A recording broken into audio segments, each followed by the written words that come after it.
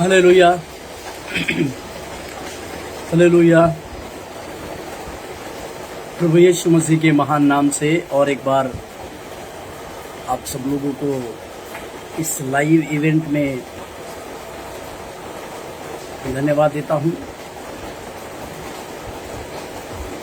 Pastor संतोष एलार के लिए धन्यवाद देता हूं। Hope and Joy international ministry, इसके लिए मैं धन्यवाद देता हूं। परमेश्वर की दया, परमेश्वर के अनुग्रह और परमेश्वर की बातें, प्रभु के वचन की सेवकाई करना या परमेश्वर के वचन को आप तक पहुंचाना, ये मेरे लिए एक लाभदायक बात है। प्रभु भला है और वो अपनी भलाई की बातों को हमारे जीवन में हमेशा प्रकट करता है।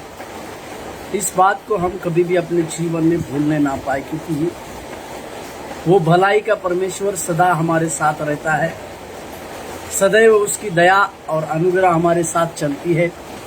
इसके लिए हम इस बात को समझने पाए और इस बात को जानने पाए कि परमेश्वर ही सब कुछ करता है और परमेश्वर ही हमारे जीवनों को जांचता है। परमेश्वर ही हमारे घावों को मलम पट्टी करता है, हमारे दुखों को हमारे सुखों में बदलता है। इन सारी बातों को परमेश्वर उसकी दया के हेतु हमारे जीवन में पूरी करने पाए, इसके लिए धन्यवाद। और उसके नाम की महिमा और उसके नाम की प्रशंसा होने पाए। जैसे पौलुस ने एक वचन को हम पढ़ते हैं, पहला कुरिन्थियों का पत्री, इसमें पौलुस ने एक वचन को लिखा। उसी के विषय में कुछ बातों को हम करेंगे। उसी के विषय को, उसी आधार के विषय में कुछ बातों को मैं आपके सम्मुख में रखना चाहता हूँ। मेरे साथ खोलिएगा पहला कुरिन्थियों का पत्री,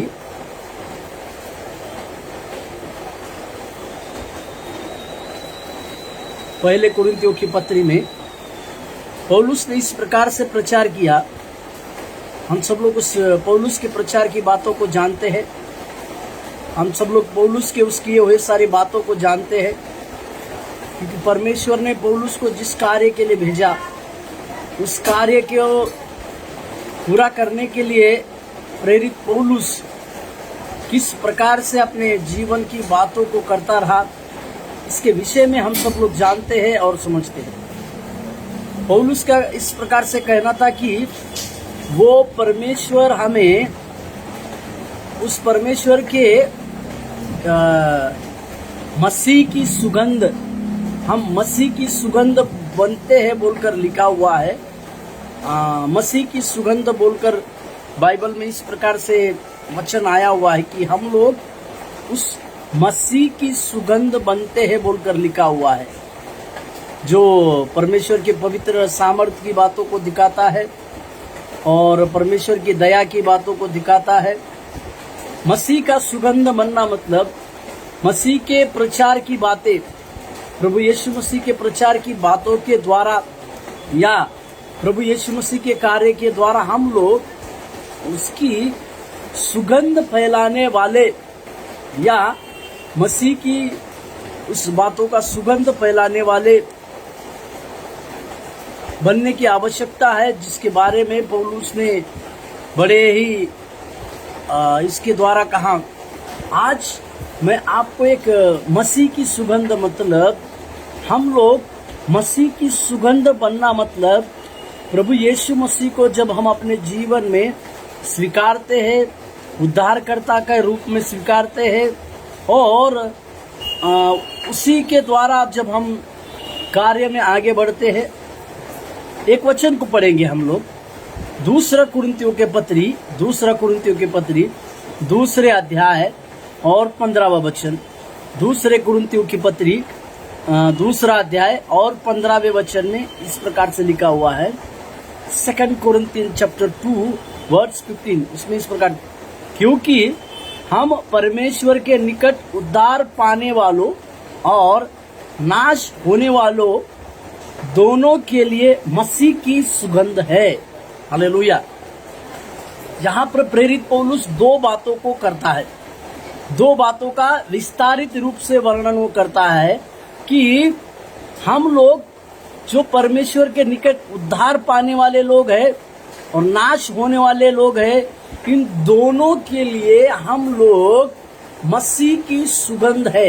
इसका मतलब जिस कार्य के लिए प्रेरित पौलुस को चुना गया था, जिसको प्रेरितों के काम 9वें अध्याय के 15वें वचन में जब हम देखते हैं तो वहां पर हनन्याह को परमेश्वर इस प्रकार की बातों को करता है कि परमेश्वर का प्रेरित पौलुस को चुना जाना ये किस लिए था।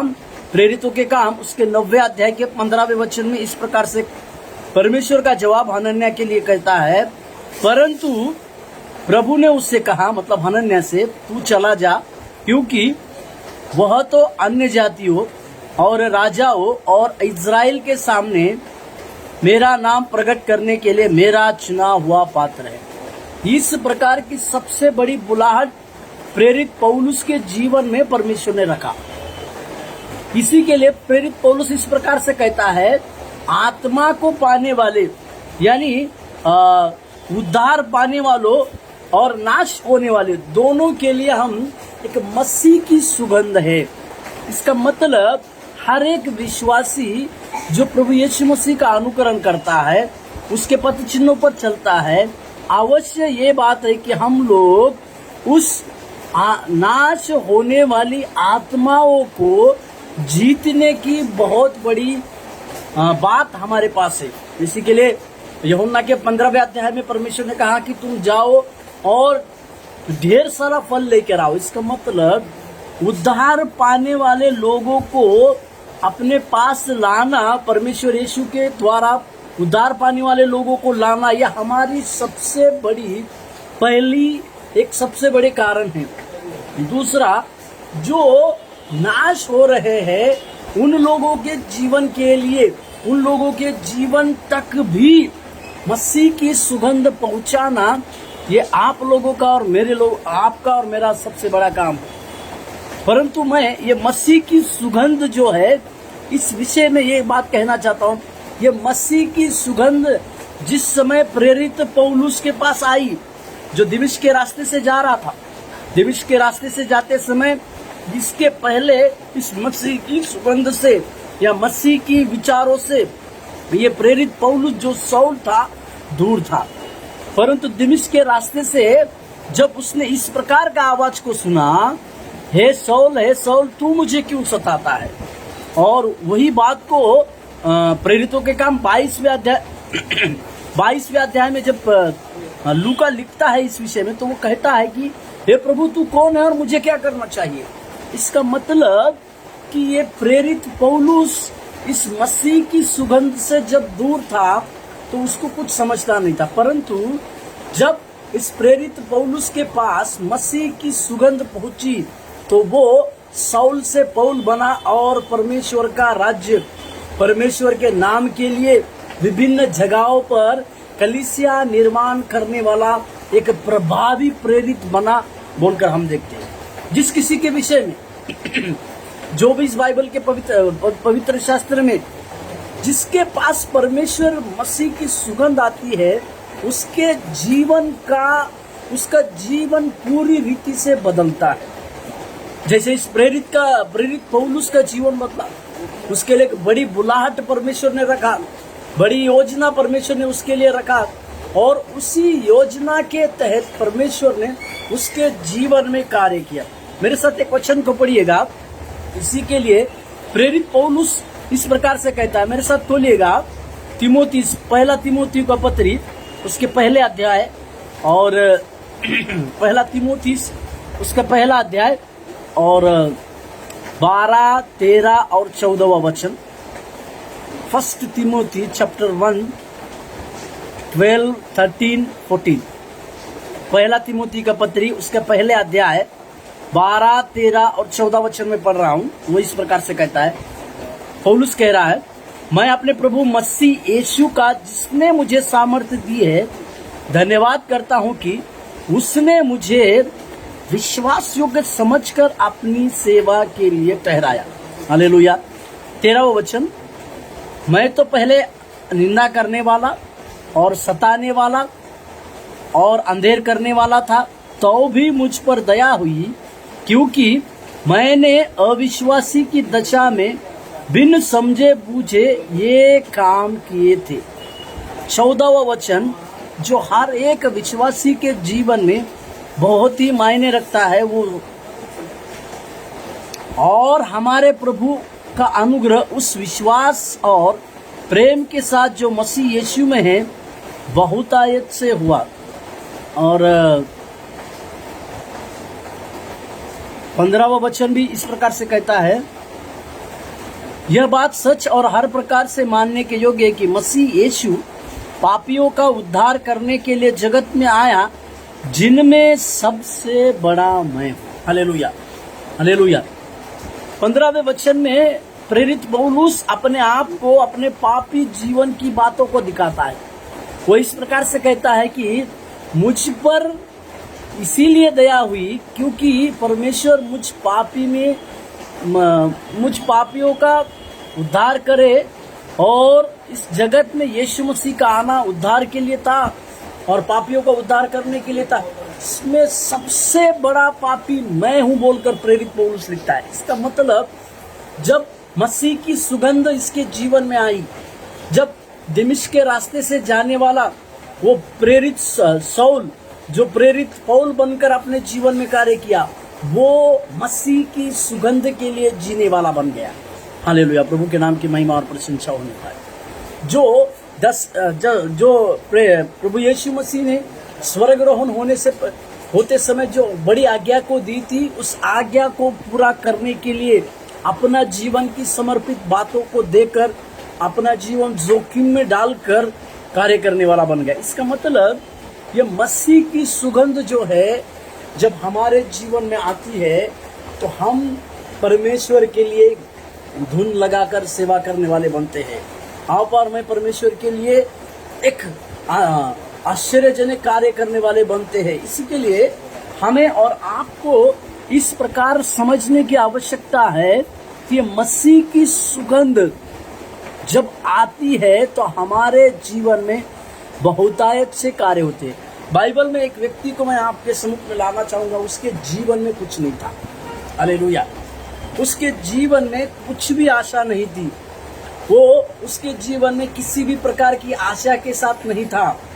उसके जीवन में एक मृत्यु, शायद वो मृत्यु की बातों को मांगने वाला था, परंतु अचानक से परमेश्वर की सुगंधता की बातें उस तक पहुंची और उसके जीवन का बदलाव किस प्रकार से हुआ देखिए। उस व्यक्ति का नाम है मेमीबोशेत। मेरे साथ खोलिएगा दूसरा शमूएल का पत्री, उसके 9वें अध्याय को। उस 9वें अध्याय में उसके बारे में लिखा हुआ है। दूसरा शमूएल उसका 9वें अध्याय, उसमें से मेमीबोशेत के बारे में कुछ बातों को हम देखेंगे और उसमें से कुछ खास गहरी बातों को उसके जीवन में देखेंगे। दूसरा शमूएल की पत्री उसके 9वें अध्याय। हालेलुया।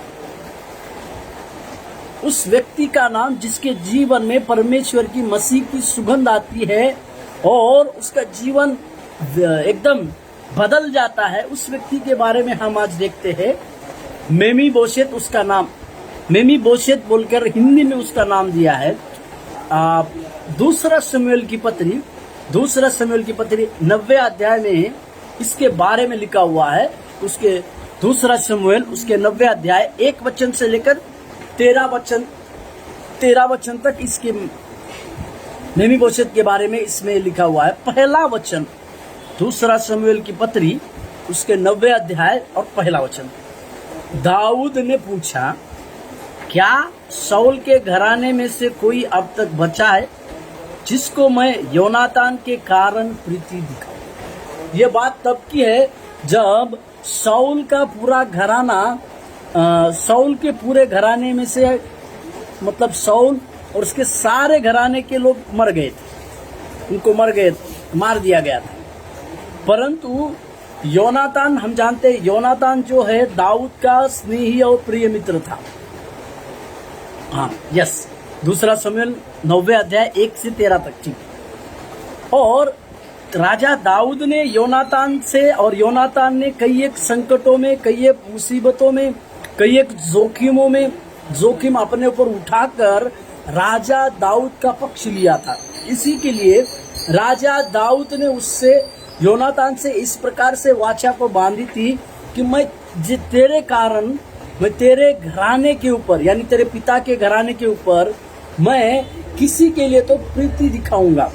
इसी के लिए जब शाऊल के घराने के सारे व्यक्ति मर चुके हैं, यहाँ तक कि योनातान भी मर चुका है, दाऊद को अपना वायदा याद आता है और वो अपने कर्मचारियों से पूछता है कि मुझे शाऊल के घराने के ऊपर प्रीति दिखाना नहीं है, परंतु मेरा स्नेही मित्र योनातान, इसके लिए मैं उसके विषय में किसी एक ऐसे व्यक्ति को प्रीति दिखाऊंगा, प्रेम दिखाऊंगा, इस प्रकार से कहता है। और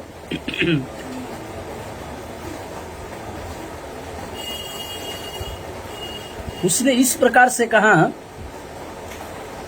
और तीसरा वचन, राजा ने, मतलब राजा शाऊल, दावीद ने पूछा, राजा ने पूछा, क्या शाऊल के घराने में से कोई अब तक बचा है जिसको मैं परमेश्वर की सी प्रीति दिखाऊं?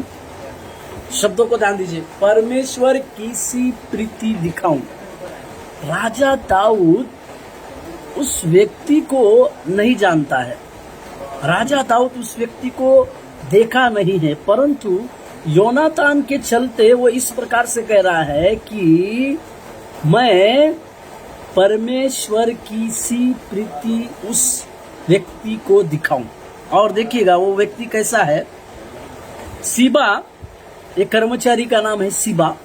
सीबा ने राजा से कहा, मतलब दाऊद, हाँ, योनातान का एक बेटा तो है जो लंगड़ा है। Hallelujah, hallelujah. एक दुर्बल व्यक्ति, मेमीबोशेत जो है एक दुर्बल व्यक्ति है और वो लंगड़ा है बोलकर हम यहाँ पर देख रहे हैं। वो अपाहिज है, असहाय है और वो एक व्यक्ति मिल गया है। और देखिए तुरंत राजा दाऊद ने उसके लिए क्या किया।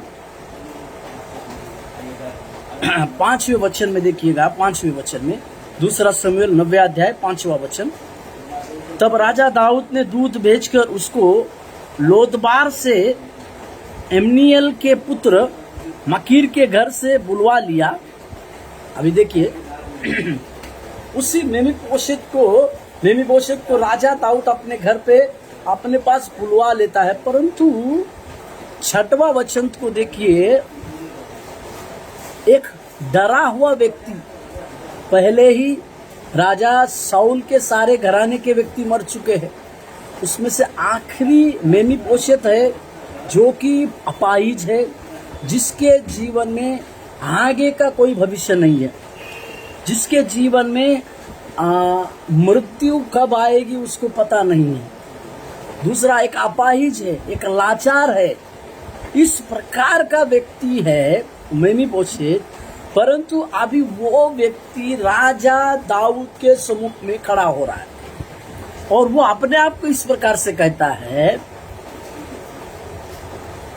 दाऊद के पास आया तब मुंह के बल गिरकर दंडवत किया। दाऊद ने कहा, ए मेमीबोशेत, उसने कहा, तेरे दास को क्या आज्ञा? तेरे दास को, यहाँ पर लिखा है मुंह के बल गिरकर दंडवत किया। इसका मतलब ये मेमीबोशेत के अंदर मृत्यु की भय की आत्मा थी। उसको इस प्रकार से लग रहा था कि अभी राजा दाऊद जैसे मेरे पिताजी के घराने और मेरे दादा के घराने के सारे लोग मर गए, मार दिए गए, उसी प्रकार से मेरा भी हश्र होगा या मुझे भी किया जाएगा। परंतु राजा दाऊद उसको इस प्रकार से कहता है। 7वें वचन, दूसरा शमूएल 9वें अध्याय के 7वें वचन को देखिए। दूसरा शमूएल 9वें अध्याय 7वां वचन, दूसरा शमूएल 9वें अध्याय 7वें वचन में दाऊद ने उससे कहा, मत डर, तेरे पिता योनातान के कारण मैं निश्चय तुझको प्रीति दिखाऊंगा और तेरे दादा शाऊल की सारी भूमि तुझे दूंगा और तू मेरी मेज पर भोजन किया कर। Hallelujah, hallelujah. जिस व्यक्ति को कल के खाने की चिंता थी, जिस व्यक्ति को अपने जीवन की अब मैं कौन हूं इसके बारे में बतलाने के लिए जो व्यक्ति डरता था, उस व्यक्ति के जीवन में अभी मसीह की सुगंध राजा दाऊद के द्वारा आ रही है। मैं यहाँ पर इस बात को इसी के लिए जोड़ रहा हूँ कि राजा दाऊद ने योनातान के द्वारा, योनातान के लिए जो प्रीति वो अपने जो प्रीति योनातान से करता था, इस योनातान के चलते उसके पुत्र के ऊपर वो प्रीति दिखा रहा है। इसका मतलब जैसे मसीह ने आपके ऊपर और हमारे ऊपर प्रीति की, उसी प्रकार की प्रीति राजा दाऊद अभी मेफीबोशेत पर दिखा रहा है। इसी के लिए वचन बतलाती है, जब हम पापी ही थे, परमेश्वर का पुत्र सही समय पर आपके लिए मेरे लिए मारा गया। एक वचन को पढ़ते हैं, रोमियो का पत्री 5वें अध्याय 8वें वचन को, रोमियो का पत्री 5वें अध्याय 8वें वचन में लिखा हुआ एक वचन को पढ़ते हैं। रोमियो का पत्री 5वें अध्याय 8वें वचन वो इस प्रकार से कहता है, हाँ, रोमियो का पत्री 5वें अध्याय 8वें वचन को, रोमियो का पत्री 5वें अध्याय 8वें वचन में इस प्रकार से, परंतु परमेश्वर हम पर अपने प्रेम की भलाई इस रीति से प्रकट करता है, जबकि हम पापी ही थे तभी मसीह हमारे लिए मारा गया। इसका मतलब क्या है? प्रभु यीशु मसीह ने हमारे ऊपर प्रेम इस प्रकार से दिखाया कि जब हम पापी ही थे तो मसीह हमारे लिए मारा गया, और उस मसीह के मृत्यु से जी उठने के द्वारा आपके और मेरे जीवन में एक नई आशा मिली, जो नया हमारे लिए और आपके लिए एक नई आशा का कारण उसका जीवित होना हुआ, और परमेश्वर की दया की बहुत सारी बातें हमारे लिए हुई। अभी इसी बात को मैं मसीह की सुगंध बता रहा हूँ, जो मसीह की सुगंध, जैसे प्रेरित पौलुस ने कहा, हम उद्धार पाने वाले और नाश होने वाले के लिए, दोनों के लिए मसीह की सुगंध है। अभी ये नाश होने वाला व्यक्ति है, मेफीबोशेत, उसके आज का ठिकाना नहीं है, उसके आज के खाने की चिंता उसको शायद सता रही हो, या उसको इस प्रकार से लग रहा होगा कि आज मेरा मृत्यु हो जाएगा या मुझे लोग मार देंगे, परंतु परमेश्वर का प्रेम, परमेश्वर की सुगंध उस मेफीबोशेत के जीवन में हो गई और उसके जीवन को बदला गया। यहाँ पर राजा दाऊद उसको कहता है कि शाऊल की जो भूमि है वो सारी भूमि उसको दी जाएगी, और वो राजा दाऊद के मेज पर नित्य भोजन करेगा। मैंने देखिए, इस प्रकार से मसीह की सुगंध इस मेफीबोशेत के जीवन में आने से उसका जीवन बदलता है। आपका और मेरा जीवन कब बदलता है, कब बदला है? जब मसीह की सुगंध हमारे ऊपर आती है, मसीह के प्रचार की सुगंध जब हमारे ऊपर आती है तो आपका और मेरा जीवन बदलता है। जब हम कई बार हम ये बोलते हैं कि मसीह ने मेरा जीवन को बदला है, वो मसीह जीवन बदलने वाला है, वो मसीह जीवन देने वाला परमेश्वर है। इस बात को आप और हम कभी नहीं बोलने पाए। मेरे साथ और एक वचन पढ़ेगा, दूसरा शमूएल की पत्री उसके 9वें अध्याय और 10वां वचन देखिए। दूसरा शमूएल की पत्री 9वें अध्याय 10वें वचन, अब से तू अपने बेटों और सेवकों समेत उसकी भूमि पर खेती करके उसकी उपज ले आया करना, कि तेरे स्वामी के पोते को भोजन मिला करे, परंतु तेरे स्वामी का पोता मेफीबोशेत मेरी मेज पर नित्य भोजन किया करेगा।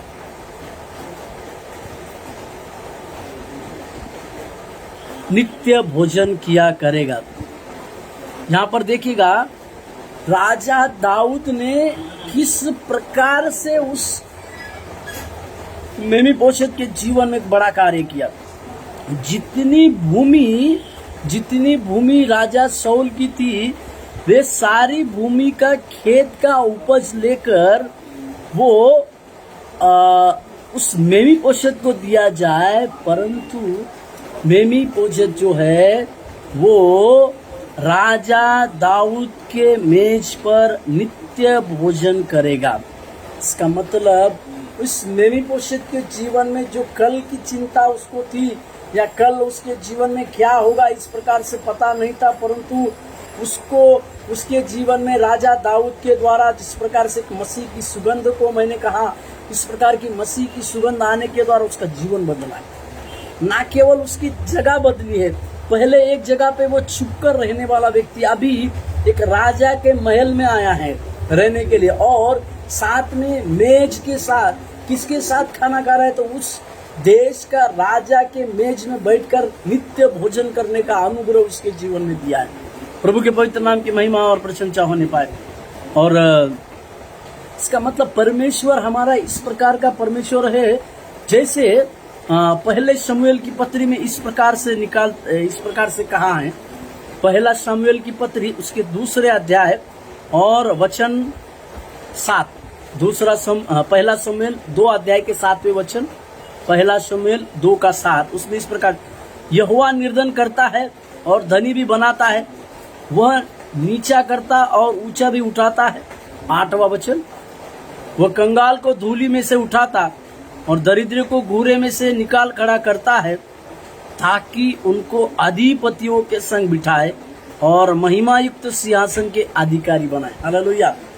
अधिपतियों के संग बिठाने वाला परमेश्वर, अधिपतियों के संग हमें बैठाने वाला परमेश्वर, उसी प्रकार इस मेमीबोशेत के जीवन में भी हुआ और उसको राजा के उस मेज में नित्य भोजन करने का अनुग्रह मिला। इसके लिए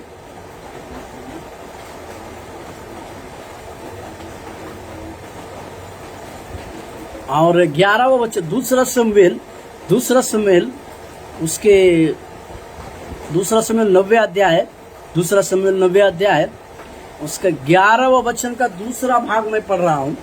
दूसरा शमूएल 9वें अध्याय 11वां वचन का दूसरा भाग, दाऊद ने कहा, मेमीबोशेत राजकुमारों के समान मेरी मेज पर भोजन किया करे। Hallelujah, hallelujah.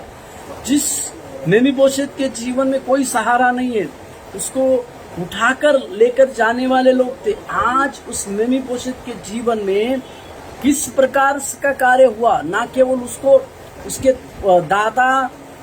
दादा की जमीन मिल गई, जमीन का उपज उसको मिल रहा है, सारी जमीन उसको मिली, एक राजा के घर में वो आया और नित्य उस राजा के घर में बैठकर वो उसकी मेज में बैठकर वो नित्य भोजन कर रहा है राजकुमारों के समान।